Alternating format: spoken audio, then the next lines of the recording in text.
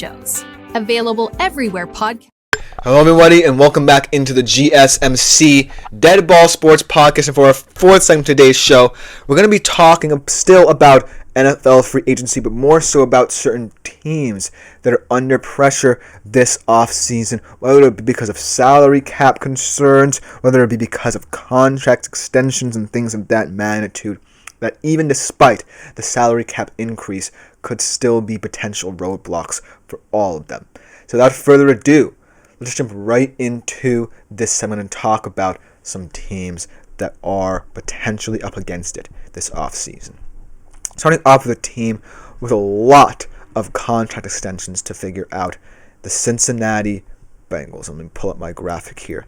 The Cincinnati Bengals are a squad that should certainly have their championship window remain open, but considering the fact that they have so many contract issues to figure out, this defense is nowhere near championship caliber. And you have Trey Hendrickson entering the final year of his contract. This is a team that has to be very wise about how they view the players necessary to maintain this window. You have no margin for error in the Jamar Chase talks. You have a little bit more for T. Higgins because I think that even if you trade him, you can find more options in the draft. But because of the defensive issues that are rather glaring, the draft could be another pivotal moment for this Cincy team. Because if T. Higgins is gone, they might have to address your wide receiver too and really call into question the depth of this wide receiver core. But then you also have to start thinking about your defense as well, because Trey Hendrickson might not be here for that much longer, and this defense cannot be sustainable without him at the very least. So you have to consider offense and finding a complement to Jamar Chase, or defense and hope that defensive draft pick can bolster the chances of Trey Hendrickson remaining. And so, even though Cincy may have more cap constraints than other teams, it's certainly a team to watch in how they deal with all the contract extensions and who they deal with first.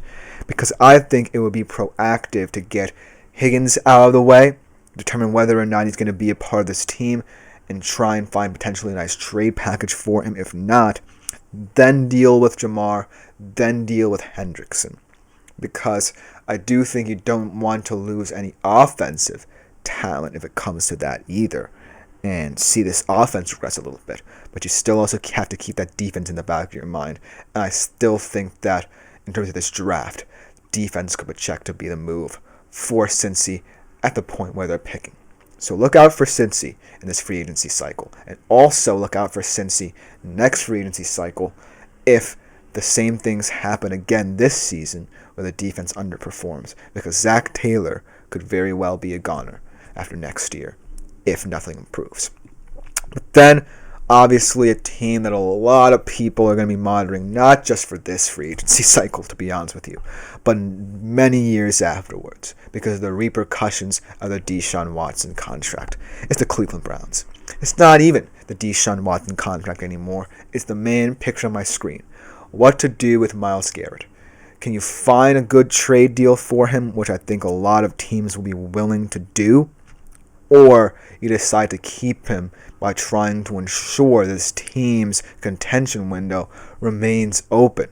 But I don't know how convincing that pitch is going to be when you're still, no matter what happens, going to be eating a lot of dead money once you either release Deshaun Watson or his contract expires. Because now you are tied to a situation where it might be untenable to draft a quarterback, and the free agency quarterback class is very weak. So if you're the Browns, I don't know what direction you're going to take at the very least the quarterback position. Because at least if you trade away Myles Garrett, you gain back draft capital. But If you don't know your quarterback situation and are not confident in, say, either drafting one of Ward or Sanders or trying to find a competent enough bridge option in the free agency class, then that's really glaring. And you're not going to be a team with that much salary cap space, even with this increase in the next coming years because of the weight of that Deshaun contract. So I think that the best way moving forward for the Rams to try and compensate the potential losses that will come with the offloading of the Deshaun contract potentially in the coming years is to acquire as much draft capital as you can in potential Myles Garrett trade and hope for the best. And try and, in this draft, just pick the best players available, because chances are you're going to have a very weak roster with or without Myles Garrett either way. So I don't necessarily think it's about finding your quarterback of the future in this year's draft. And the 2026 QB class will be looking much stronger. So I say tank this season, acquire as much draft capital as possible in terms of what to do with Myles Garrett, and then go into next offseason with a clear vision potentially of what you can do at the quarterback position. Because I feel like that's when more leeway can be availed to you if you're Cleveland. So Cleveland is definitely going to be a team high on everyone's list to watch over the next couple of free agency cycles.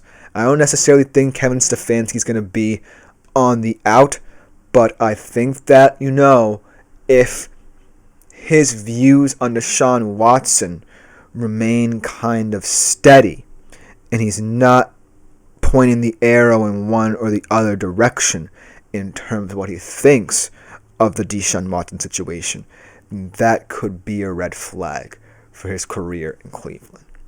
But let's move on to the team that is not necessarily going to be climbing much of a mountain over the next couple of years in terms of getting out of the dead cap space they already have. The New Orleans Saints, man. I cannot tell you how this Saints team is going to even contend within the next 5 to 10 years, to be honest with you. Even if you restructure Derek Carr's contract, even if you cut a couple of your young stars, even if you trade away people, you still are facing so much cap constraints. And if I'm Kellen Moore, I don't know how I'm getting this team out of this cycle of mediocrity. Because chances are you're going to remain mediocre enough to where your draft picks aren't going to matter. And I don't necessarily think many people want Saints players on the trade market either. So the Saints are clearly stuck in this purgatory, not just for this free agency cycle, but for a long time. Because restructuring Derek Carr's contract doesn't free up much money for you. It would still be just over $3 million over the cap if you restructure Carr's contract. You can't necessarily cut players because they would still be earning roster bonuses either way.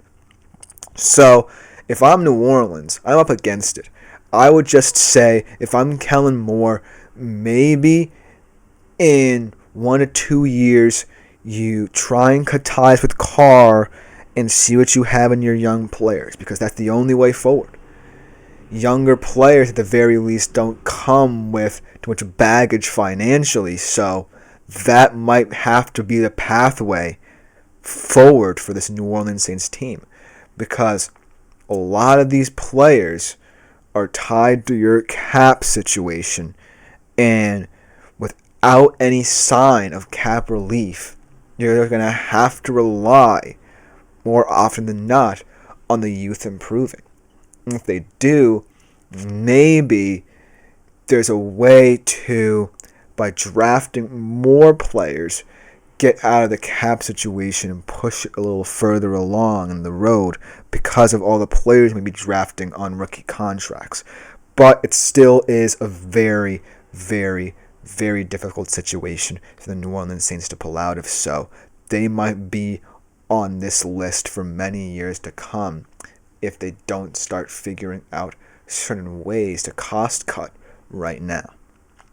And then the last team, certainly a team that's already making a lot of headlines, but not necessarily a team I'm too worried about because of the new coaching and general manager regime. Actually, not just yet. The New England Patriots. Now, this team is a little bit different from the next team I'm going to be talking about just because they have the infrastructure of a quarterback like Drake May already there. But I think that they have to get a lot of things right in terms of the draft, in terms of Mike Vrabel's philosophy, in terms of protecting Drake May, just because you have to start trying to make a plan for contention again, and Drake May is the blueprint. And so you don't want to lose the blueprint with a long-term injury because your offensive line sucks. So if I'm Mike Vrabel, I'm already planning for the draft, already planning for future drafts potentially as well, and already trying to create a space for Drake May to thrive in New England. But this team, to me, just needs to focus on getting the drafts right in the near future for Drake May's success, because he's still young, still in rookie contract, so you can do a lot with what you need. They have a lot of cap space as well, potentially could improve the defense there too, but they need to start building through the draft as well, because for as long as May's on his rookie contract, that's a net positive. And last but not least, obviously the Jets were the team I was trying to get to when I was talking about the new coaching regime, because Aaron Glenn and Darren Mauge already want to start off on a fresh foot by parting ways with Aaron Rodgers. But that's not the least of their problems either. You have to think about the futures of Garrett Wilson, Breece Hall, Sauce Gardner, DJ Reed, a lot of foundational pieces that you need to tie down in order for this Jets team to have any hopes of contention. And then obviously the quarterback situation needs to be figured out, but I don't know if there's going to be any one specific player they may be looking for in this draft. They might be out of reach for a top quarterback, and I don't see them overreaching for anyone in this class. So it's just about starting fresh, potentially looking at the free agency market for their new QB, at least for a bridge option for next year. But I still think that this Jets team would be nice to see how Aaron Glenn and Darren Mauge handle the rest of this offseason. That'll just about do it for this segment. Coming up to conclude today's show in the week here, I'll be looking ahead to the college basketball weekend, highlighting some of the big games between the top premier teams in college basketball. I'll be right back after this short break.